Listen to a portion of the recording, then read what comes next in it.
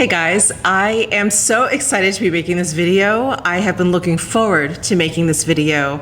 It has been exactly 1 year to the day that I started working out with my trainer and embarking on this transformation journey. So of course, I wanted to give you guys basically a check-in, let you know where I'm at mentally, and share with you some things that I've learned that hopefully maybe could help you if you are thinking about going down some sort of transformation journey, or maybe you are in one and you're just sort of stuck, you're slogging through it. Hopefully this will be motivational or inspirational in some way. So you guys saw on my thumbnail that I've lost 30 pounds. I've lost about 3 to 4 dress sizes, which is great. I feel great.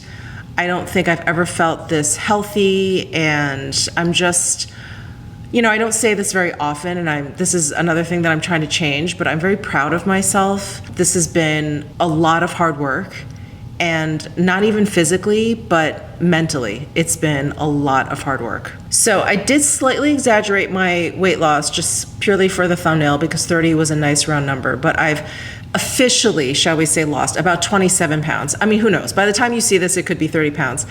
But I'm gonna flash a picture of my before and after scale. So my trainer weighed me, took a picture of the scale the very first day that I started with him, and then just a couple days ago we took another picture, and my starting weight was about 175.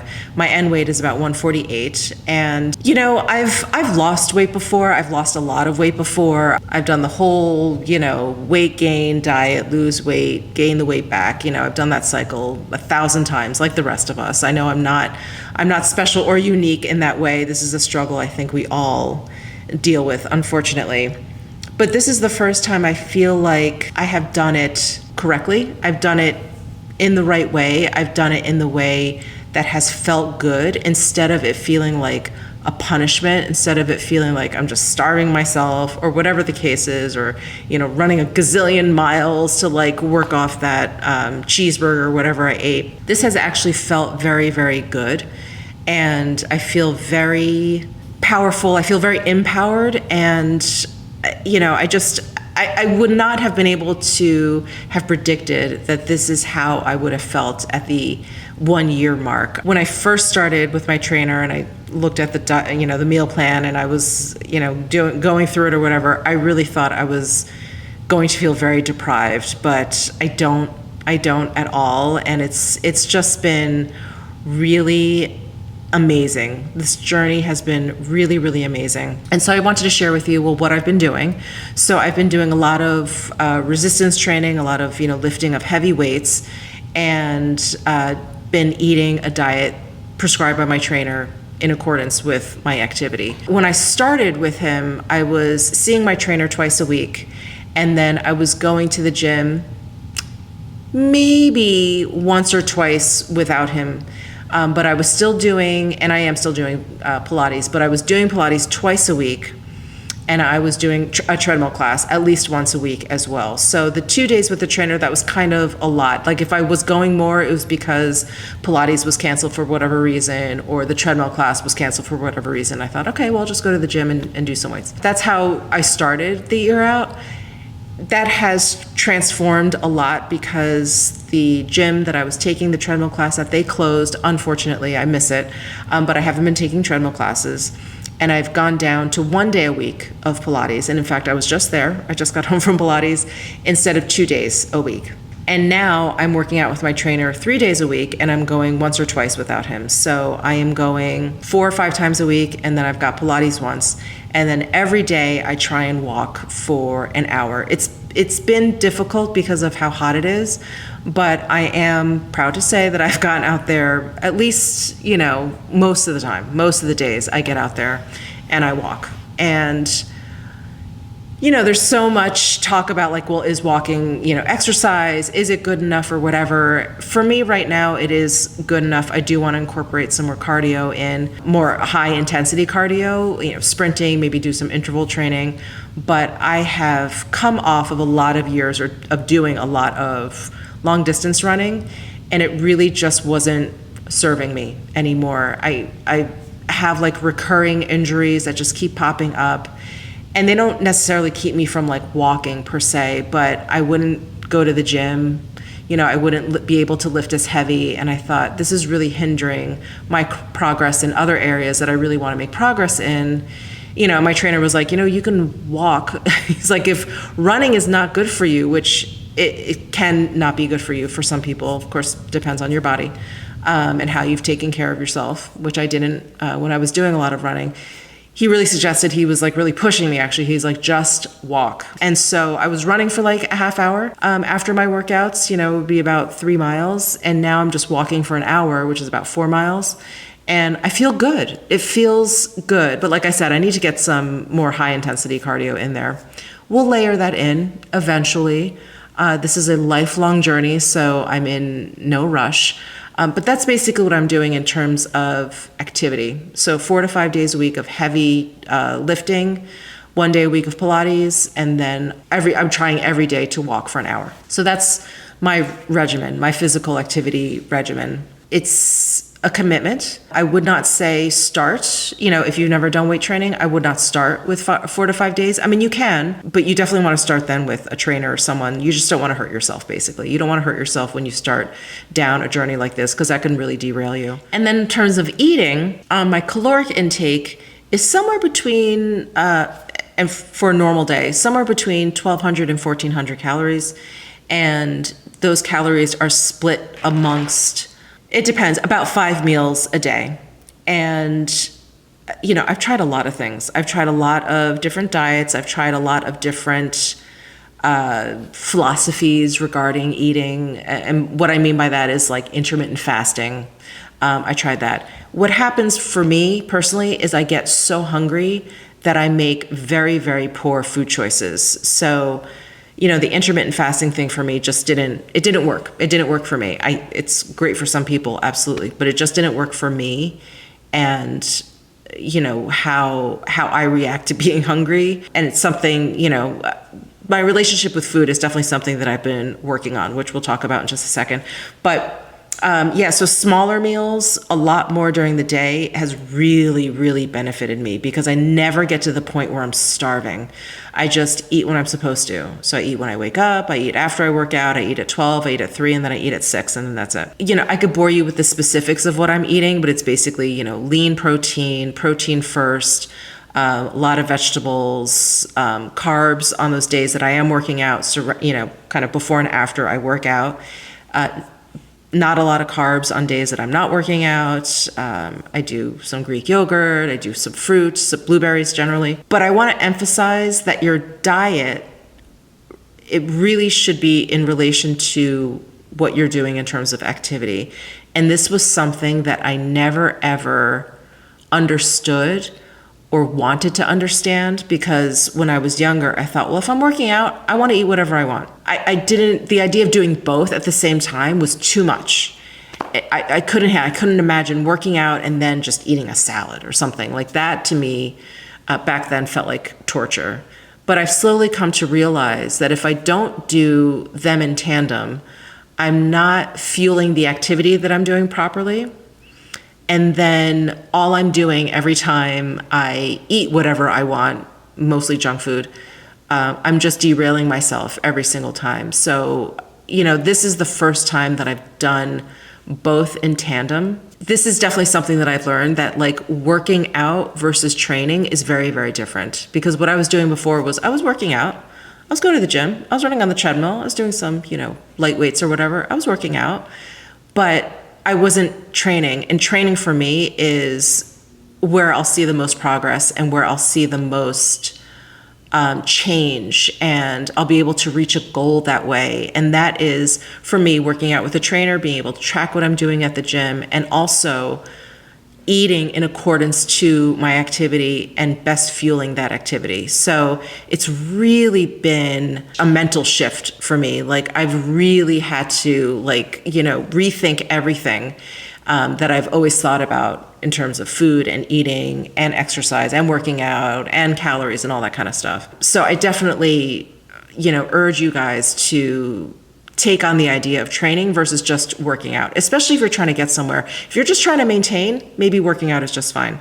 But I really think training is effective. It's the most effective. So that has definitely been like a huge educational like learning point for me, the working out versus training. So I just wanted to mention that because I think it would be, it's helpful. Again, it's like if you have a goal, I think it's very, very helpful to like think of it in terms of like training and all of it as like one package. The other thing that I really want to, impress upon you, and I think we are discussing this a lot more, I'm seeing a lot more talk about it on social media and all of that stuff, but is to really, really step away from the number on the scale being the goal or the most important thing. And I know, on my thumbnail, I put like the weight I lost or whatever. That's just the easiest thing for most people to understand. But when I started down this path, I really didn't want to focus on my weight because my goal for this particular transformation journey was that I wanted to stay mobile. I wanted to stay self-sufficient. And there's something a doctor said once. I was watching him on YouTube. He said, work out now for what you want to do when you're 80.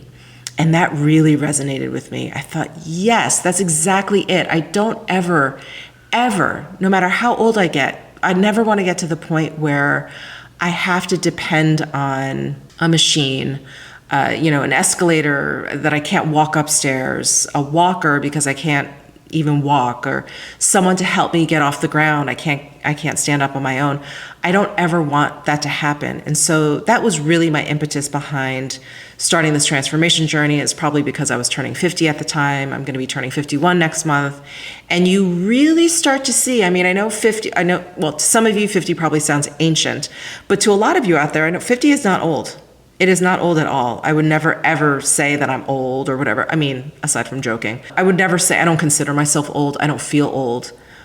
But this is really when you start to see the people around you start to fall apart a little bit. And I started to see that with some of my friends. And I thought, oh my God, I don't want that to ever happen to me. And I have to be proactive about it. The last thing you want to do is, really hurt yourself or not be able to walk and then try and start working out. Very difficult, very, very difficult. And so I wanted to make sure I was doing this proactively. So that was my focus. And so for the first time in my life, I really wanted to get away from the idea of my weight being the focus, because really it's so empty.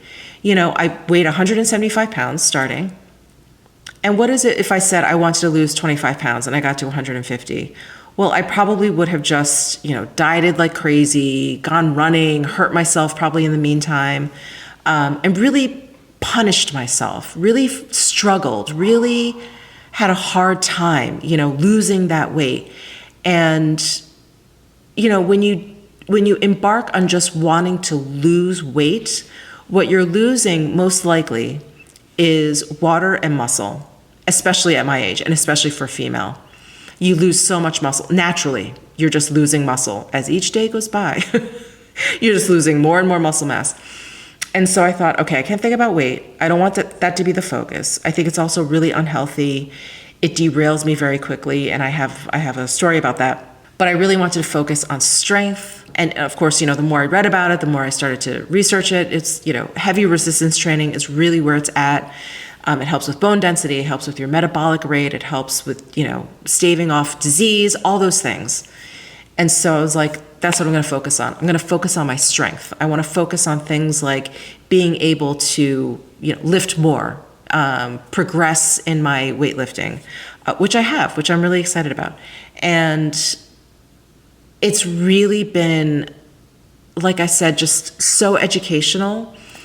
And the story I want to tell you in regards to like weight really not meaning anything was, I think at about the 6 or 7 month mark, and I made a video about this. I should have looked up when I made it, but I made a video about how I was fed up, and I was so fed up with numbers. And at that time, I had been really like gotten into the groove of working out, eating like the protocol, the diet, everything he was prescribing, and cheating very little, just, on vacation or whatever, but really being pretty good, I thought, really being pretty good. And the scale wasn't moving. For probably 3 or 4 months, I was in this hellhole of like a 3 pound range between like, I think it was like 152 and 155. Like I was just going back and forth, gain 1, lose 2, gain another, lose half a pound. I was like, okay, I have to, and it was like a mental exercise, a mental struggle every single time we did weigh in. We did do a weigh in, and like it didn't move. And I would just be like, okay, it doesn't matter. That's not what I'm here for. I'm here. I'm doing the weights. I'm doing what I need to do. Stop looking at the scale. But it was hard. It was hard to rip myself away from that number on the scale, because we've all been conditioned. We've all been conditioned to just want to lose those last 5 pounds, want to lose 20 pounds. I want to lose 15 pounds, 10 pounds, whatever it is. Whatever the number is, that's always been our focus. And so it was hard. It was really hard to kind of tear myself away from that scaled number. But I will tell you, in those 3 to 4 months, when I didn't see a change on the scale, that is when I saw the biggest change in my body. That was when I actually had to go out and buy smaller clothes. I was like, oh my God, like my pants weren't staying up. My shirts, like my elbow was getting caught in my shirts because it was hanging, the armhole was hanging down so low. And I thought, oh my God, if I was purely going off of the scale, purely going off of some sort of weight goal, I would have given up. Guaranteed, I would have given up just based on pure frustration of that scale not moving. But here I was making progress, a lot of progress, and the scale wasn't reflecting that. So that was a real lesson for me. It was like, you know things, but then you know things. Then you actually know firsthand what those things mean. And I finally realized how little that scale is telling me. It is simply a data point. It's simply a data point. That's it. And definitely don't want to weigh yourself every day. I just don't think that's a good idea. I know some people think it's a great idea. I mean, you could not eat anything one day and the next day gain a pound. Like, your body is constantly adjusting and readjusting. You just don't know what's going on. So anyway, I don't think it's a good idea to weigh yourself every day. I definitely don't think it's a good idea to make weight your goal. Make it something else. Make it something more meaningful. Make it like we have a water cooler, and my husband always brings the water jugs over because they're really, really heavy. And I'm like, I want to be able to start doing it. I could before, but it was really hard. I was always afraid I was going to throw my back out. But that's always been a goal of mine. I've reached that. I can now just pick one up in each hand, so I can carry 2 at a time, bring it over, and I can flip it onto the water cooler like easily now. So that was really exciting for me. But like, make it a meaningful goal. Not just like something so vain or so silly as your weight. And so I really wanted to share that experience with you, because that was really a very, very big lesson for me in this whole transformation journey. The other thing I wanted to share with you is how I've always misinterpreted consistency. The idea of consistency, the definition of consistency, and I think I've talked about this before. It was kind of percolating in my brain, but I am here to tell you that it's not about, working out every single day and eating, in a caloric deficit every single day. Not if you're doing this for the long term. I mean, if you're getting ready for like a bikini contest, yeah, absolutely, every day for like 8 weeks, right? No cheating at all. But I'm a normal person, and again, it's like I want to stay healthy, and I want to maintain self-sufficiency and mobility. And so, because it's a long game, because the timeline is so long, I knew consistency for me had to mean most of the time, and not all of the time. And that really is what consistency is about. It's about most of the time. It's about 90% of the time. It's about forever, but not always. Because I just think that's impossible. I just think that's unsustainable. And I really like food. I really like sitting on that couch all day watching Netflix. So as long as I'm not doing that most of the time, as long as I'm doing that just some of the time, this is the first time that I've been able to get stronger, go down this path of this like health journey or whatever, and feel good about it and feel sane and it not feel like a punishment. So for me, when I'm home, yeah, I try and stick to it. I go to the gym, I stick to my routine, I have my meals here or whatever. But when I go on vacation, I pretty much eat what I want. When I went on my cruise, I probably had pizza like 4 times. I definitely had ice cream every day. That was delicious. In New York, when I was just there, I had pizza. I had a burger and fries. I had a bagel one morning. I had a muffin. I had ice cream. I mean, this is only over a week. I went out for that fancy meal, which was, very rich, delicious, very rich. But those are for like weeks at a time. And while a week at a time may seem like a long time to be off, if I take that in terms of the entire year, it's really not. It's really not. And I've still been able to make progress. And I still think introducing variety into your schedule is really important also. I think it keeps your body on its toes. I'm not a doctor or anything. And I should have like prefaced all of this with saying this. I'm not a doctor or researcher or dietitian or anything.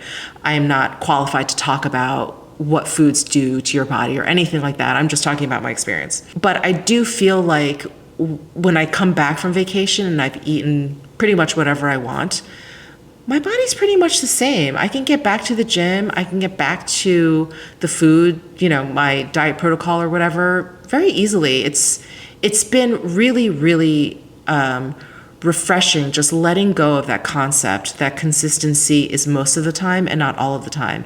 In the past, I've gone whole hog, go to the gym every single day. I stick to a diet. I eat well. And the minute I deviate from that, I think I'm a failure. And that's it. All bets are off. I don't care anymore. Obviously, I can't do this. I'm a loser. I suck at this. And I just go back to eating the way I was, not working out, whatever it is. And I've realized that is so self-defeating. And I'm so glad I kind of came out of that cycle. And I think keeping this like very long-term goal has been really, really helpful.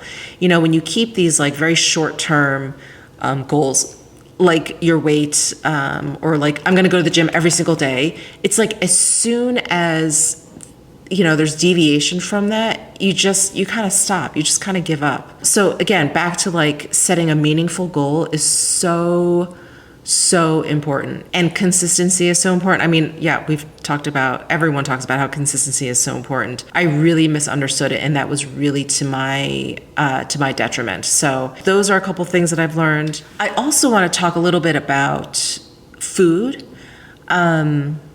This has been a painful topic for me to talk about because I've struggled with food. I've struggled with my relationship with food. My relationship with food has always been very tumultuous. I definitely am an overeater. I am pretty sure I would be, diagnosed with like a binge eating disorder. I think many of us can be diagnosed with binge eating disorder. I'm not special in this case. I think my relationship with food and the problems that I've had with food are very common, unfortunately. I think are very, very common. And I've had to do a lot of personal work in terms of food, and you guys have heard me talk about this, but I've used meditation to identify the problems and to identify the habits that I've created.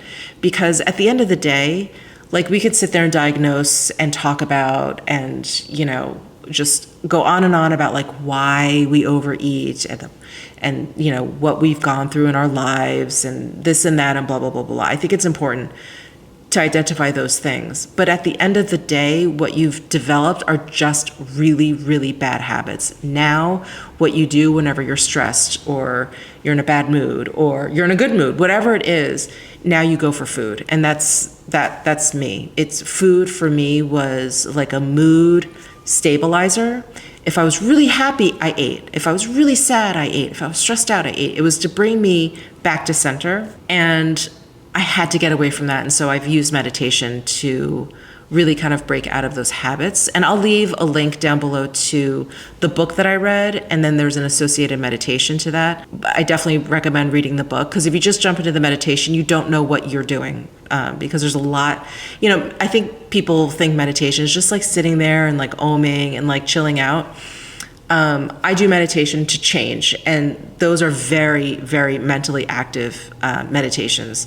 So anyway, read the book first if you're interested in doing it. Read the book first and then get into the meditations. What I have realized and what I've had to accept is that, and this is going to sound very conspiracy theorist, and a lot of people are going to disagree, but the food companies in this country spend billions, trillions of dollars making sure that the food that they put on those shelves or at those drive-thrus are addictive. They definitely are not putting money in to make sure that food is nutritious. In fact, I'm pretty sure $0 are put into that food to make sure it's nutritious. All of the money is put into marketing and making sure that that food is addictive, that one cheeseburger is not going to be enough. You're going to want a double cheeseburger next time. And then after that, you're going to want a triple cheeseburger. And now they have quadruple cheeseburgers. Anyway, I came to that realization, and I'm a junk food junkie. I grew up on junk food. Okay, that was, I love McDonald's, Burger King, White Castle, all of that. Love it. Donuts, Dunkin' Donuts, Krispy Kreme. I'll eat anything. Five Guys is now my favorite. What I realized was that I felt like I was in a losing battle. And God, nothing makes me angrier when I see someone comment on someone who's overweight, fat, or obese, and just say, oh, they're so lazy, or like, just stop eating so much. Nothing makes me angrier, because I'm like, food is their drug. This happens to be a drug that they got addicted to. Anyway, I digress. But when I came to that realization, I gave like that food the power that it has and the importance that it has. It is not something to be trifled with. Long story short, when I was having cheat meals or whatever, I was going to Five Guys. I was going to McDonald's. And what I realized was every time I had those meals, I mean, not only are they bad for you, right? Yes, we can all agree. But every time I had those meals, it made it very hard for me to get back on track. It was because they're addictive. Because all I wanted after having those meals was more of that meal. And I thought, oh my God, for me to really stay on track and allow myself a cheat meal, allow myself the joys of food, I had to stay away from that junk, which isn't even really food. I had to stop considering it food. And that helped me so much. Now my cheat meals are like, I'll go out for freshly handmade, hand-rolled pasta. I'll go out for some like brick oven, freshly made pizza. I'll make myself grass-fed beef burger with some like gourmet cheese. All of these things would be actually satiating so that I could continue on my diet. Instead of doing the reverse, that junk food was doing the reverse. I thought that that was gonna quiet the beast and that I'd be able to go back on track or whatever, but all it did was create a bigger beast. My beast would want more. My beast would want more of that junk food. And so I've learned to just stay away from it. Now, sometimes, like I was just, on a road trip or whatever, I had some Five Guys. It literally was the only option. I should have packed food, but I had it. It's okay. It didn't kill me. Again, not great for me, probably not the best choice. But I know now that it's going to be hard, that it's going to be a mental struggle to get back. Anyway, my lesson learned there, and I don't know if this will help you, but I think if you just stay away from the junk, you'll really be able to stay on track much more easily. And something I should have mentioned, sorry, when I was talking about weight, because, I didn't want to focus on that number. I really just wanted to focus on like creating the habit of going and working out and, reaching my long-term goal of always being self-sufficient, blah, blah, blah. Because many of you had asked me, well then, Did you get a DEXA scan, which is like a full body scan to tell you like details, basically like your fat to lean muscle to like tissue kind of reading, and it really tells you everything. A DEXA scan really tells you everything. Or even measuring, like, oh, well, are you measuring your waist or whatever? And all of those things I think are great tools. All of those things I think are very good idea. But because I felt really fresh and vulnerable at the beginning of this journey, and I was really trying to get away from these numbers and obsessing about numbers, because I felt, you're supposed to get a DEXA scan maybe like once a year. I felt like, oh my, I'm gonna wanna go like every 3 months or whatever. I didn't wanna do it. So I haven't gotten a DEXA scan. I haven't measured myself because I just don't want anything to derail me. I do feel like I'm in a better place, and I am toying around with the idea of getting a DEXA scan because I am just curious at this point what my body fat percentage is, and I would like to improve that. I would like to lower that to a healthier point, because I know I still got a lot of fat on me, so I would like to measure that out. But anyway, I did just want to address that because many of you have asked me about that, about DEXA scan, and well, what are numbers that I'm using, or what are numbers that are important to me? And body fat would be important to me. Some other numbers that I've mentioned in the past is an HRV number. That's your heart rate variability. You can look it up. I'm not even going to try and define it for you. Again, I'm not a doctor, but it's heart rate variability, and my Sleep Number bed actually measures it for me. But you can get like like those fitness bracelets or whatever you sleep with it on, that can measure it for you.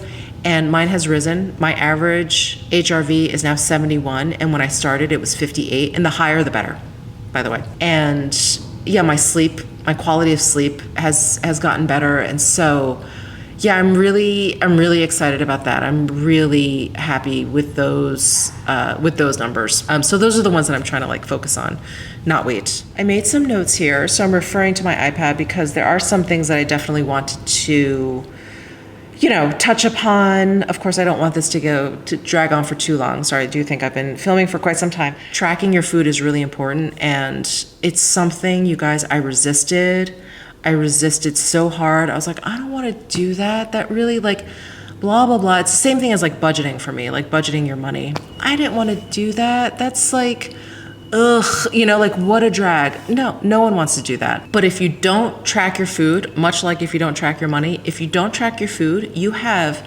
no idea how much you're eating.